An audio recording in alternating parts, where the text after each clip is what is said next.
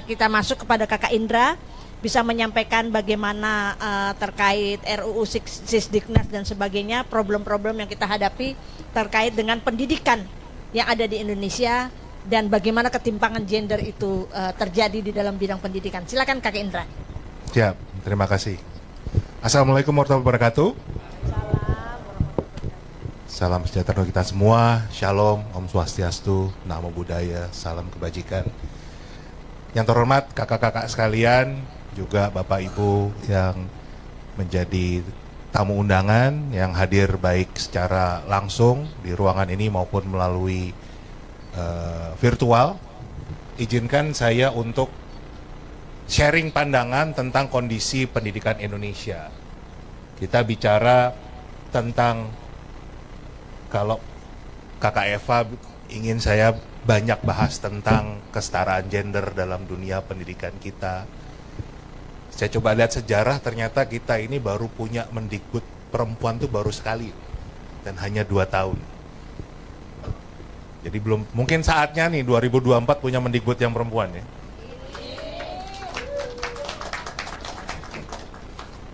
Nah, bicara tentang kesetaraan gender, lanjut saja. Ini kan bagian dari 17 tujuan pembangunan berkelanjutan. Nah, ini terus terang kalau kita bicara dunia internasional, ini menjadi bagian dari kurikulum, menjadi hal yang memang menjadi topik pembahasan di sekolah-sekolah dimanapun. Terus terang Indonesia belum nyampe nih, karena tiap ganti menteri masih ganti kurikulum, ya kan? Jadi kita agak ketinggalan di urusan ini. Dan tentu hasilnya adalah terjadi diskriminasi. Kalau tadi Kakak Eva membuka dengan ternyata 25% pria Indonesia itu menganggap kesetaraan gender itu enggak yang penting hanya 25% kan? Yang setuju. Yang 75 enggak setuju kan? Nah, lanjut saja. Kalau menurut Helen Keller, itu kuncinya di pendidikan. Helen Keller seorang wanita buta dan tuli yang pertama kali punya gelar sarjana. Beliau mengatakan hasil tertinggi dari pendidikan adalah toleransi. Jadi kalau orangnya itu teredukasi dengan baik, dia akan memandang siapapun sama. Sama harkat, sama martabatnya. Mau itu dari gender, dari warna kulit, dari ras, dari apapun itu dianggap sama. Tapi kalau kualitas pendidikannya buruk, ya akan terjadi intoleransi. Lanjut. Nah, kembali akan saya bawa dari tujuan kita bernegara. Tugas pemerintah dari 4 yang tercantum dalam pembukaan, salah satunya adalah mencerdaskan kehidupan bangsa. Itu kita tahu semua. Nah, sekarang mau kita lihat 79 tahun kita merdeka, sampai di titik mana kecerdasan bangsa ini. Lanjut. Nah, ini pakai yang namanya PISA, Program for International Student Assessment. Mungkin Bapak Ibu sekalian, kakak-kakak sering dengar, tapi mungkin nggak paham. Di mana PISA ini, dia melakukan tes terhadap anak-anak usia 15 tahun. Jadi di Indonesia itu antara anak SMP kelas 9 atau kelas 3 SMP, atau anak SMA kelas 1, kelas 10. Nah, Indonesia itu yang bawah. Yang merah ini. Kemampuan membaca, matematika, sains, kita tuh yang bawah. Yang atas yang hijau itu rata-rata dunia. Jadi bisa dilihat kan, dari kita udah bicara 20 tahun lebih nih, kita selalu berada di bawah. Jauh dari rata-rata dunia. Jadi kalau kita menggunakan rata-rata kelas, ya kita yang bagian nggak naik kelas kan gitu. Nah, karena rata-ratanya di bawah. Tapi anggarannya 665 triliun setiap tahun. Itu baru dari APBN. Belum dari APBD. Belum dari dana masyarakat sendiri. Kita lagi ribut nih, UKT, IP naik, itu kan dana masyarakat. Ya kan? Orang tua selalu membimbelkan anaknya sampai puluhan juta, itu dana masyarakat. Tapi membaca saja jauh dibanding rata-rata dunia. Berarti kan ada yang keliru dalam kita melaksanakan sistem pendidikan nasional ini. Ya, membaca demikian, matematika demikian, sains demikian, tapi kita selalu yang kita banggakan, oh ada kok anak Indonesia yang juara olimpiade di sini, juara olimpiade di sana. Nah, pertanyaannya, apakah itu memang representasi dari sistem pendidikan kita, atau memang anak tersebut memang anak yang jenius, yang punya bakat khusus, dan mungkin orang tuanya juga menyiapkan secara khusus. Itu yang pertama. Yang kedua, sekarang mereka itu ada di mana? Ya kan? Kebetulan anak saya yang paling tua itu juga dia bahkan juara debat medali emas internasional. Jadi dia dulu di Jakarta medali emas, di Filipina medali emas, Australia sampai finalnya di Amerika medali emas. Sekarang ya kuliahnya di Jepang, dapat beasiswa full di sana, bukan LPDP ya, dia cari sendiri dari kampus di sana dapat sendiri. Dan dia nggak punya keinginan untuk pulang ke Indonesia.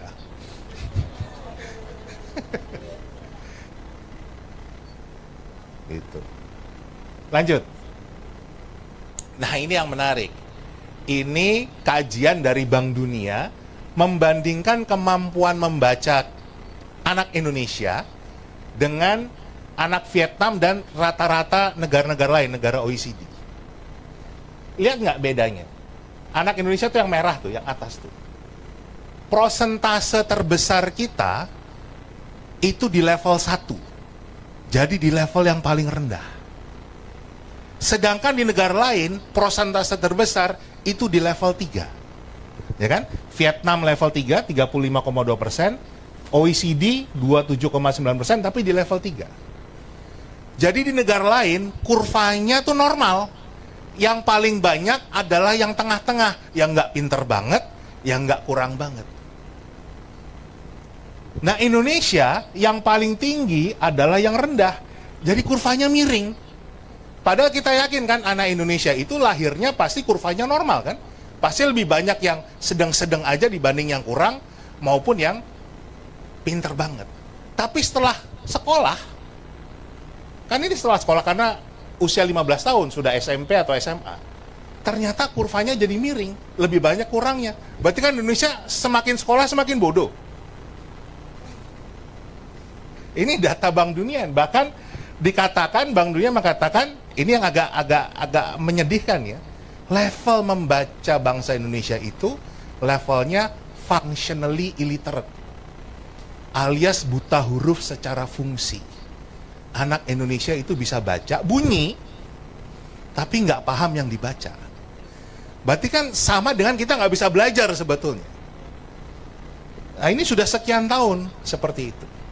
Ada lagi Family Survey mengatakan kemampuan numerasi anak SMP kelas 7 tahun 2014 itu setingkat dengan anak SD tahun 2000. Jadi faktanya memang kemampuan kita semakin turun. Tapi tadi anggarannya semakin naik. Beban orang tua masyarakat untuk pendidikan semakin tinggi.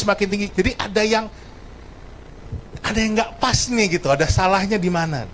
Lanjut. Nah, hubungannya dengan kondisi tadi, kemampuan membaca kita rendah, minat baca kita rendah, itu ternyata kita ditempatkan sebagai bangsa yang paling tidak bisa membedakan mana fakta, mana opini. Ada datanya dari OECD, menarik 2021. Kita paling bawah tuh Indonesia tuh. Nggak bisa membedakan mana fakta, mana opini. Jadi gampang sekali terpengaruh dengan hoax dan lain sebagainya. Jadi semua berpengaruh dengan tadi tingkat intoleransi. Kita selalu ngomong kan tingkat intoleransi kita tinggi. Ya pendidikannya kayak gini gimana mau membaik. Lanjut. Nah, ini juga menarik nih. Ini kajiannya Rice mengatakan anak Indonesia itu faktanya ada di sekolah tapi nggak belajar. Elizabeth Pisani lebih kenceng lagi, dia seorang jurnalis dari Amerika mengatakan anak Indonesia nggak sadar betapa bodohnya mereka. Ini bukan kita mau menjelekkan bangsa sendiri ya, tapi justru ingin kita bikin awareness. Ini kita nggak bisa diam-diam aja, ini ada permasalahan yang sangat fundamental yang harus kita perbaiki. Kalau nggak, yang namanya Indonesia emas itu kan berubah jadi Indonesia lemas. Cemasnya udah kan gitu. Jadi lemas kan gitu. Lanjut. Kalau kita mau menggunakan, sekarang kita pakai standar lain. Tadi saya pakai standar PISA, pakai standar HOTS, taksonomi Bloom. Dikatakan yang paling tinggi itu kan level mencipta, C6. Nah sekarang faktanya di Indonesia sudah banyak inovasi yang bisa kita jual, atau kita masih fokus mengambil kekayaan dari perut bumi pertiwi? Yang mana? Kita bicara fakta aja. Negara lain bicara inovasi, mencipta. Kita masih mengeruk kekayaan dari perut bumi pertiwi. Jadi kita belum cerdas kan kalau faktanya. Mau pakai, lanjut, mau pakai IQ. World Population Review menempatkan kita IQ-nya 78,49 rata-rata.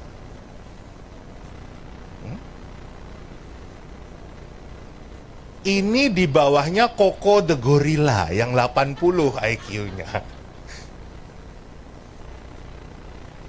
Nah ini kan jadi kita bertanya-tanya lagi, apakah memang desain pendidikan selama ini memang ingin mencerdaskan, atau justru ingin bangsa ini bodoh dan miskin? Nah disinilah peran kita bersama, termasuk Nasdem sebagai partai, apakah memperjuangkan mencerdaskan kehidupan bangsa ini, atau kita dengan status quo, kita biarkan kondisi itu. Itulah pertanyaan kita bersama. Lanjut. Nah, ternyata ada kajian yang dibuat oleh sebuah lembaga di Inggris namanya Center for Education Economics yang mengatakan gagalnya bangsa Indonesia mencerdaskan karena dua hal utama. Yang pertama adalah masyarakatnya itu komplasen. Masyarakatnya itu nggak peduli dengan pendidikan. Merasa ini udah baik-baik saja. Emang harus begini. Udah terima aja. Tiap tahun rebutan bangku dengan PPDB zonasi, ya kita terima-terima aja. Uang kuliah naik terus, kita terima aja. Antara biaya kuliah yang bisa ratusan juta sama gaji yang cuman UMR, kita terima-terima aja.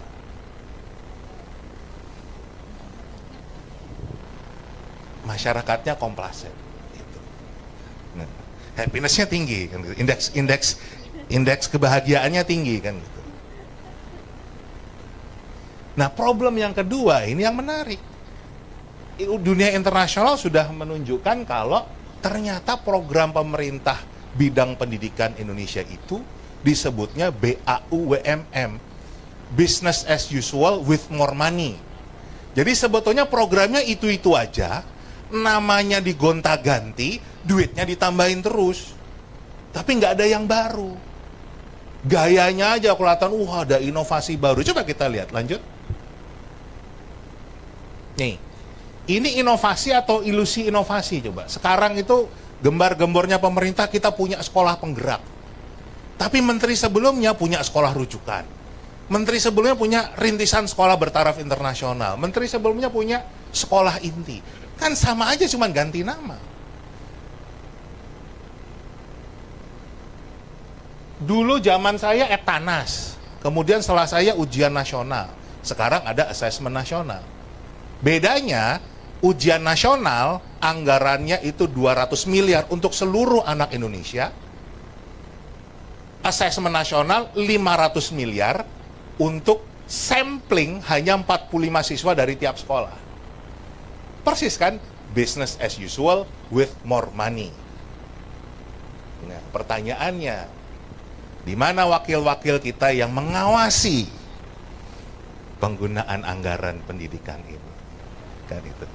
Nah. Lanjut.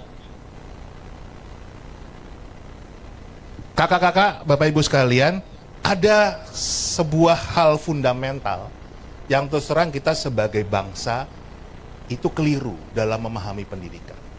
Saya yakin di antara kita semua yang hadir hari ini, kalau kita diajak bicara pendidikan, pasti yang di kepala kita adalah persekolahan. Padahal yang namanya pendidikan, itu kalau menurut Bapak pendidikan kita, ada 3 sentra yang nggak pernah dibangun. Semua urusan itu di urusan perguruan, persekolahan. Buktinya apa? Cek aja RKA KL-nya kementerian. Ada nggak bicara tentang pendidikan keluarga? Ada nggak tentang pergerakan pemuda-pemudi? Nggak ada. Semuanya urusan persekolahan. Jadi harus diakui, rumah-rumah orang Indonesia itu tidak pernah menjadi pusat pendidikan. Karena para orang tua juga bingung gimana caranya mendidik anak sendiri. Padahal pendidikan di rumah adalah yang pertama dan utama. Tapi nggak pernah ada program bagaimana caranya membantu para orang tua mendidik anak di rumah. Orang tua Indonesia itu mindsetnya tentang pendidikan outsourcing. Yang di kampung ingin anak-anaknya cepat mondok. Bukan berarti mondok itu nggak baik, tapi kan harusnya ditangani sendiri dulu, baru kita bicara perguruan itu harus seimbang. Yang di kota, anaknya dari kecil udah dibimbelkan, ya kan? Terus masuk PAUD, TK. Anak-anak di Jakarta ini, sekolah itu mulai berangkat dari rumah bisa jam 6, setengah 6 pagi, pulang jam 10 malam. Karena masih bimbel sampai malam. Tapi membaca aja nggak bisa kan. Jadi apa yang dilakukan? Anggaran masyarakat ini dipakai buat apa? Hanya komersialisasi pendidikan. Kan datanya ada. Kita bandingkan. Jadi ya semua masyarakat Indonesia itu hanya dikeruk uangnya ya, dengan bimbel-bimbel ini. Kalau istilahnya Kak Baidowi ini shadow 5 menit education. lagi ya, Kakak. Kenapa? 5 menit lagi. Siap. Shadow education. Pendidikan bayangan. Padahal kalau bimbel laku, berarti pendidikan di sekolahnya buruk. Kalau pendidikan di sekolahnya baik, bimbelnya nggak laku kan gitu. Tapi kan biarkan pendidikan di sekolahnya buruk supaya bimbelnya laku. Ini harus kita lakukan perubahan yang radikal. Cina berani loh, Tiongkok itu berani 2021 melarang bimbel. Korea juga seperti itu, melarang bimbel. Akhirnya apa? Pendidikan formalnya yang harus baik. Nah ini, kita salah. Kita semua isinya tentang persekolahan. Bahkan yang namanya belajar di rumah, makanya orang tua pusing. Orang tua disuruh ngajarin soal sinus kosinus tangan, ngerjainnya gimana. Saya aja udah lupa. Bukan itu. Tapi di rumah ya mengajarkan budi pekerti, bagaimana etika, termasuk tadi kalau kita punya masalah pelecehan seksual, itu mulai pendidikannya harus di rumah, nggak bisa di outsourcing. Tapi orang tua tahu nggak mulainya dari mana? Ada nggak kegiatan pemerintah yang untuk membimbing itu? Kan nggak ada sama sekali. Itu yang harus diubah. Lanjut. Nah, jadi kalau ditanya apakah ada diskriminasi terhadap gender di Indonesia di dalam dunia pendidikan? Iya, tapi nggak cuma wanita, prianya juga diskriminasi. Kenapa? Karena di Indonesia itu pendidikan tidak dianggap sebagai hak asasi manusia. Pendidikan dianggap sebagai komoditas, sebagai barang jualan. Buktinya apa? Buktinya pemerintah Indonesia masih memajakin pendidikan. Bahkan kena PPN kan sekarang, walaupun karena kita protes akhirnya kena pajak pertambahan nilai tapi dikecualikan. Tapi undang-undangnya kena bidang pendidikan. Berarti memang cara pandangnya pendidikan itu adalah komoditas. Padahal itu harusnya hak yang melekat dalam diri kita. Sama kayak beribadah. Bisa bayangin nggak kalau kita masuk masjid, itu suruh kasih tiket, suruh bayar, yang bayar boleh masuk masjid. Itu sebetulnya pendidikan Indonesia seperti itu.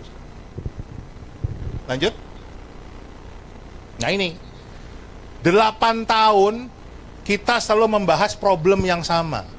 PPDB zonasi. Ya kan? Saya kemarin di Metro TV mengatakan, keledai itu nggak mungkin jatuh ke lubang yang sama 2 kali. Kita 8 tahun nyebur yang sama terus. Mungkin jangan-jangan di bawah 78,49 kita ini. Padahal kan caranya mudah.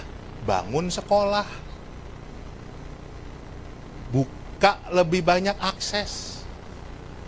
Jadi harusnya, kalau di negara lain, saya punya pengalaman tinggal di beberapa negara lain, di negara lain tuh yang namanya mau sekolah, tinggal datang ke sekolah, nggak boleh dilarang, karena itu hak asasi. Sedangkan di Indonesia, dari dulu selalu diseleksi. Zaman saya pakai nilai, zaman sekarang pakai jarak. Tapi kan nggak semua orang boleh sekolah di Indonesia. Itu kesalahan fatal yang harus kita perbaiki bersama. Belum lagi dikelolanya dengan mekanisme pasar. Ini semua yang membuat tadi mutu pendidikan kita buruk. Tahun 2019 itu ada riset yang menarik dan menang hadiah Nobel. Nobel bidang ekonomi oleh Esther Duflo. Apa yang diriset? SD Inpress. 1 menit lagi kakak. Siap. Ternyata SD Inpress era Pak Soeharto itu bisa meningkatkan tingkat ekonomi juga pendapatan masyarakat secara signifikan. Buktinya menang Nobel. Nah kalau kita pinter dikit kan tinggal ngelanjutin SMP Inpress, ya kan? SMA Inpress, udah terbukti kok. Tapi pemerintah kita sudah 10 tahun janji pertumbuhan ekonomi 7%, nggak pernah tercapai. Yang ada utangnya 8.000 triliun. Kan simple sebetulnya. Ayo buka akses. Tapi tiap tahun kita selalu menghadapi masalah yang sama. Oke, lanjut terakhir slide. Ya ini ya, yang tadi saya katakan mekanismenya pasar. Sekolah kita udah jadi marketplace kan, sekarang tempat jualan kan sekolah kita. Jual seragam lah, buku lah, LKS lah, study tour lah, wisuda lah. Semua jadi, cuman Indonesia doang yang seperti ini, negara lain nggak ada yang namanya sekolah itu jadi tempat dagang marketplace itu nggak ada. Bimbel, shadow organization, shadow education ini muncul di Indonesia. Lanjut. Nah, terakhir. Rekomendasi taatlah pada konstitusi. Semuanya ada di sini. Bagaimana setiap warga negara berhak mendapat pendidikan. Jadi, jangan yang hanya yang rumahnya dekat. Jangan yang punya uang. Tapi semuanya berhak mendapatkan pendidikan. Dan setiap warga negara wajib mengikuti pendidikan dasar dan pemerintah wajib membiayainya. Kenapa masih banyak orang yang nggak bisa bersekolah? Karena bicara biaya. Padahal amanat konstitusi, pemerintah harus membiayainya. Siapa yang mau mengawal ini? Nomor 3, ayat 3 ya. 1 sistem pendidikan nasional. Sekarang ini kita tuh bingung sistem pendidikan kita sentralisasi atau desentralisasi. Karena di Kemendikbud desentralisasi, di Kemenak sentralisasi. Itu kan berarti udah 2 sistem. Belum lagi kalau kita bicara anggarannya, contoh LPDP. LPDP itu di bawah Kemenkyu. Mitranya Komisi 11. Tapi penggunanya adalah Kemendikbud. Terus yang ngawasin siapa LPDP ini? Yang bangun sekolah, bangun kampus, PUPR. Mitranya Komisi 5, dapat anggaran pendidikan, yang ngawasin siapa? Jadi sebetulnya kita tidak taat karena kita multi sistem. Ya kan? Ayat 4, kemarin Kemendagri sudah menunjukkan banyak sekali daerah yang nggak 20%. Sebetulnya APBN pun nggak 20%. Kenapa? Karena sekolah kedinasan itu harusnya keluar dari anggaran pendidikan. Tapi kan selama bertahun-tahun dibiarkan saja. Nah, ini yang terakhir nih. Kenapa biaya kuliah kita tinggi? Karena tidak ada satupun perguruan tinggi Indonesia yang fokusnya ke riset. Semuanya ngajar. Jadi sebetulnya perguruan tinggi kita nggak beda sama tempat kursus. Harusnya kan menjadi tempat memajukan ilmu pengetahuan dan teknologi. Kalau itu terjadi, biaya kuliah akan rendah karena semua anggarannya adalah anggaran riset, bukan jualan ke mahasiswa. Mungkin itu dari saya. Terima kasih. Mohon maaf jika ada hal yang kurang berkenan. Assalamualaikum warahmatullahi wabarakatuh. Assalamualaikum warahmatullahi wabarakatuh. Terima kasih banyak Kak Indra.